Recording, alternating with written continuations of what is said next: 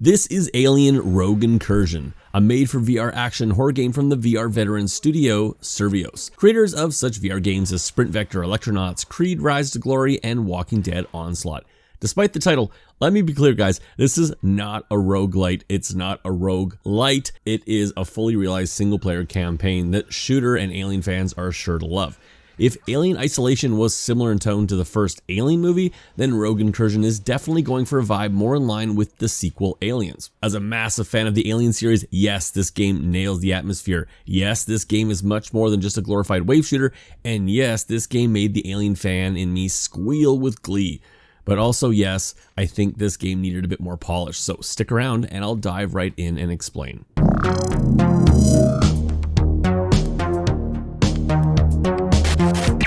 Hey guys, it's Chris from the VR Grid and welcome to the channel. If you like this video, give it a like for us, and if you're interested in more VR content, please consider subscribing and turning on notifications so you don't miss new videos as they drop. And if you're looking to join our VR conversations, feel free to leave a comment, or even better, join us each and every Thursday at 6 p.m. Pacific here for the Virtual Boys podcast. Set between the original 1979 Alien movie and its 1986 sequel, Aliens, Rogue Incursion follows Zula Hendricks, an ex-colonial marine, and her sentient AI companion Davis 01. Set on exposing Weyland-Yutani's black site experiments, their mission brings them to the uncharted planet Perdon and the infested Gemini Exoplanet Solutions research facility, where the events taking place could have extinction-level consequences. Written in part by author Alex White, who has written Alien novels in the past, Rogue Incursion is steeped with Alien lore and member berries, but I wouldn't say it really treads any new ground here. I definitely appreciated the connections to the game Alien Isolation though, making this feel like what could be the start of a shared Alien game universe. A point I want to drive home, as this is only, turns out, part 1 of the story, as Survios is currently working on part 2 as I write this. Now, jumping into the gameplay side of things, I want to revisit what I said in the beginning about the comparison to Alien Isolation. Whether you played the game or not, either flat or modded in VR, you likely know that it was essentially one big stalking simulator as a single alien hunted you throughout the ship, while you were helpless to defend yourself and simply tried to hide and escape, just like the original Alien film. Now, I love that film, as it is one of my favorite movies of all time, and I thought Alien Isolation was brilliant. But picking up a pulse rifle and tearing apart xenomorphs is the stuff that video game dreams are made of, and I'm happy to say that is exactly what Alien Rogue Incursion has brought to VR headsets. Rogue Incursion doesn't take long to get going, as after just a short getting to know the basics, which also happens to be filled with exposition, the story is set up and so are you, pulse rifle and big smile in hand. Now, the Gemini research facility and the surrounding outdoor areas are where much of the game will take place. A large amount of the facility is locked down from the start though,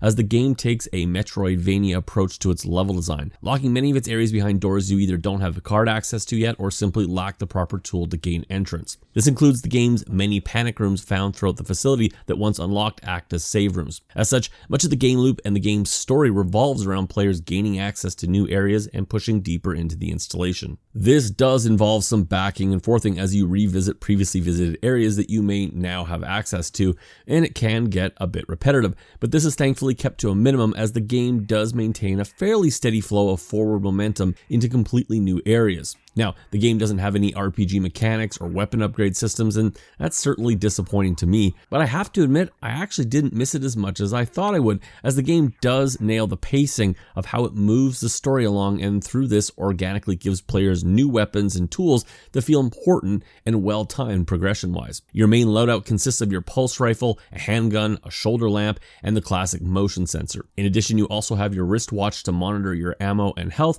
and a PDA which is used to access doors and computers, but can also be flipped open to reveal a complete facility map and a complete rundown of all things inventory related. As you progress, you will gain access to an assortment of helpful tools, some wickedly fun to use proximity mines, and of course the ever reliable and super satisfying pump action shotgun. Of course, there are some other fun alien busting toys along the way, but I'm going to leave that up for you to discover yourself. Unfortunately, similar to Behemoth, the way in which the game handles the stowing and access of these weapons and tools can feel very cumbersome, and especially when in the heat of combat. So let me explain. First off, players are given a full body avatar in-game. Some may love that and others may not. Personally, it depends on how it's handled. And while this certainly isn't the worst implementation I've played, my arms always looked a little janky, and when looking down at my avatar, it always looked like I was kind of river dancing my way around instead of taking normal human-like natural strides. The reason this is relevant to the topic of holster jank is that while you're supposed to be stowing things on your body, it never really feels like you are. First off,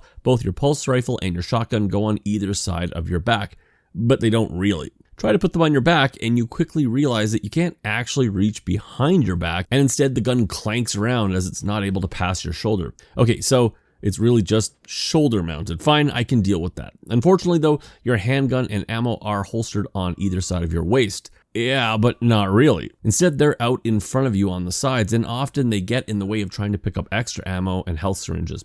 Making matters worse, your tool selection wheel when brought up can also occupy this space. And finally, your health syringes are on your wrist, and in a weird choice, you can stow and grab your motion sensor and proximity mines from either of your elbows. Additionally, I ran into syringes that once used stayed stuck in my arm, and I constantly had tools or weapons that were supposed to click back into their holsters simply fall on the ground. They eventually showed up back in my inventory, but they're not supposed to do that. Now, yes, I know I'm being picky, and if you're being extremely careful with how you move and grab things, this system does work. However, when facing down 3 xenomorphs, I often felt like I was fighting these systems as much as I was the aliens. I'm not really sure what the final solution is, but allowing us to control where the ammo and pistol holsters adjust to would be a great start. Adding insult to injury, many of the items that the game hides ammo in, like boxes, felt super light to the touch, often sticking to my hand or bouncing around the room when I either touched them or walked into them. Now, I have spoken to the developers, and again, like Behemoth, they've said that much of this jank will be fixed either prior to launch or shortly after,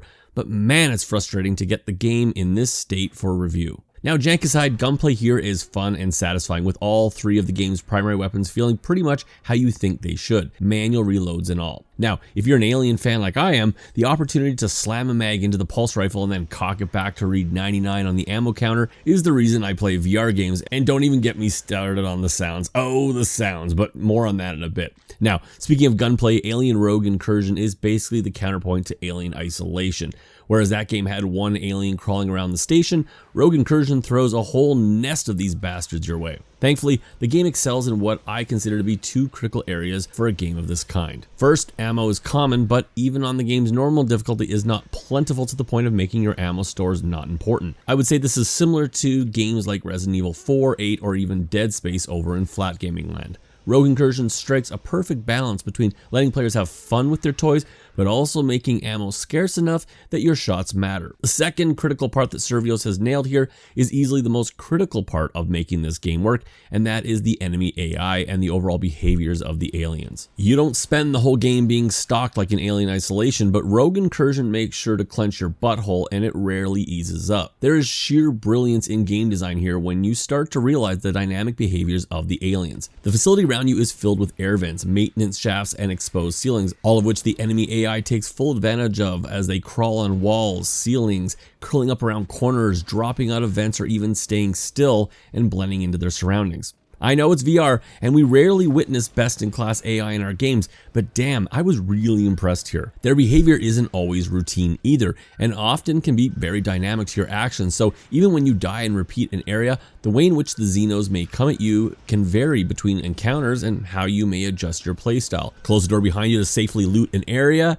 that may protect you, or the alien may find another way in. And it's a good thing Survios nailed the alien AI too, for despite some run-ins with a few facehuggers and a few surprises along the way, the classic Xenomorph is really the game's only enemy. You also don't have a lot of variety in weaponry here either, as the game does stick pretty close to canon-based weapons. So the game relies very heavily on being able to carry the player's interest with the core alien encounters and weapons. And it does a pretty good job in that regard. Now, there are a few times when I caught an alien staring at a wall or acting very controlled, but these were far and few between, and usually worse when I was accompanied by Davis, as the interactions between him and the aliens had more of a chance of feeling scripted. Case in point, when he's with you, Don't waste all your ammo on attacking aliens, as he will likely take care of himself or just get into a staring contest with them. I'm hopeful this can be patched out, but much of the game is spent solo, so it didn't really hurt the game that much. Now, related to combat, I especially liked how the game handled the classic motion sensor. While it can track alien movement within your vicinity and honestly save your life, the game has an alarm system on your watch that notifies you of an incoming alien, or 4. This meant I didn't always have to have the monitor out, and I could just take it out when that alarm went off and it was needed. And needed I did, as thankfully Rogue Incursion doesn't nerf its main antagonist just to keep things fair.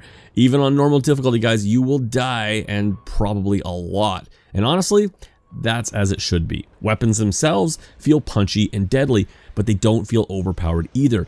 And while speaking of weapons, special mention to the game's use of both the headset rumble and controller haptics on the PSVR 2, as they are both used to great effect here, with the latter being especially well used with the haptic trigger's soft lock and weighted trigger effect really adding to the overall feel of guns. Try feathering the triggers and watch for the little nuances in the game. It's little things like that that Survios has included, and it's awesome. Now, moving on to the visual side of things, I should mention that I have played the PSVR 2 and the PC version. However, all the gameplay that you're going to see is from the PSVR 2 version. The reason for this is that I found the PC version difficult to dial in with settings that I thought looked as clean or performed as well as the PSVR 2 version, leading me to feel that the PSVR 2 version at the time of this review is a much more polished and optimized version. Now, let me be clear, the PC version has a lot of graphical setting options, and when maxed out, it does offer some more sophisticated lighting and particle effects that did look stunning, but my 3080 struggled to run it with those effects maxed out and with the fidelity and frame rate that I was happy with. Now, looking at the recommended specs, the PC version requires a minimum of a 2070 GPU to run the game on low,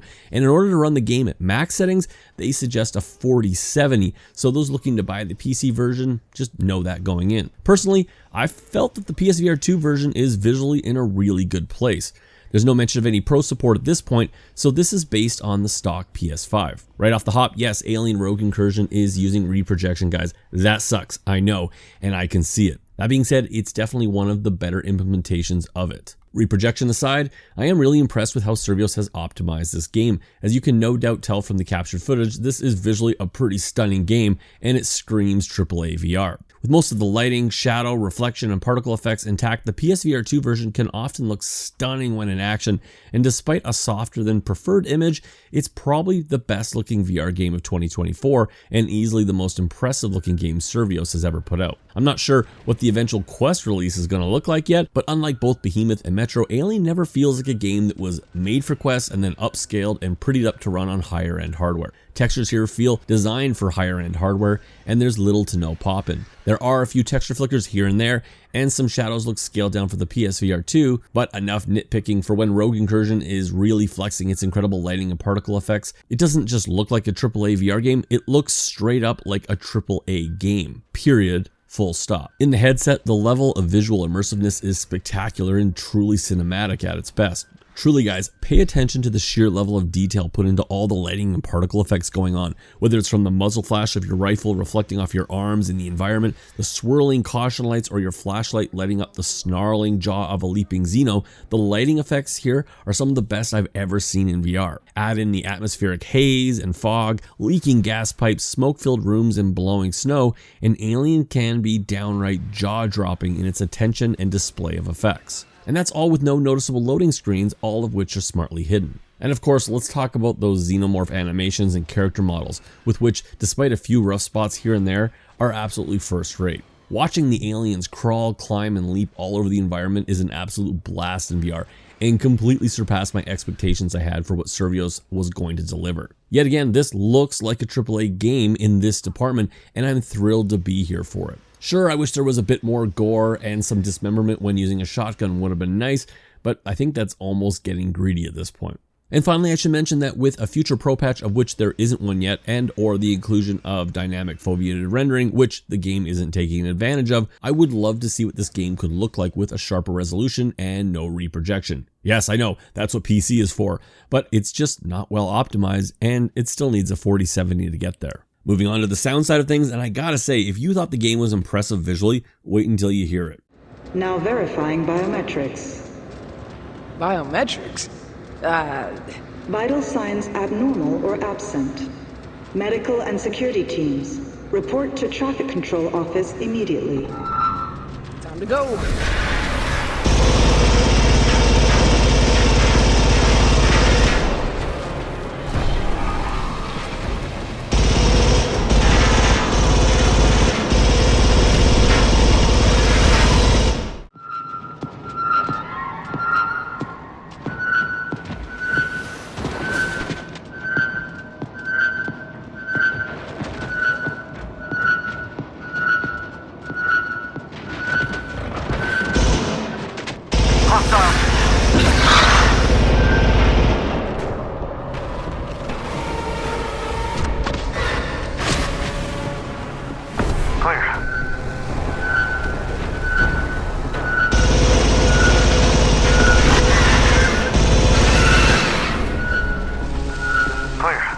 Of course, being a licensed game, Survios had access to the 20th Century Fox sound archives, so the fact that the guns and motion sensors sound great doesn't really come at a great surprise to me. And yes, all the weapons and gadgets and lore-specific sounds are exactly as they should be. Voice acting here is decent, with the primary voice work being handled by the two characters of Zula and Davis. I thought Davis was great and totally nailed the whole synth role, but I didn't really think that the lead actress was the best fit for the role here, as I just never bought her as a tough, hardened colonial marine. Never really hurts the game that much, as her acting chops sounded fine, but I wouldn't say she elevated the game either. However, there are two things that really blew me away on the sound side of things. First and foremost, and as an Alien fan, this is a big one, is that the original soundtrack here is absolutely fantastic. So much so that I wanted to look up and see who did the music here.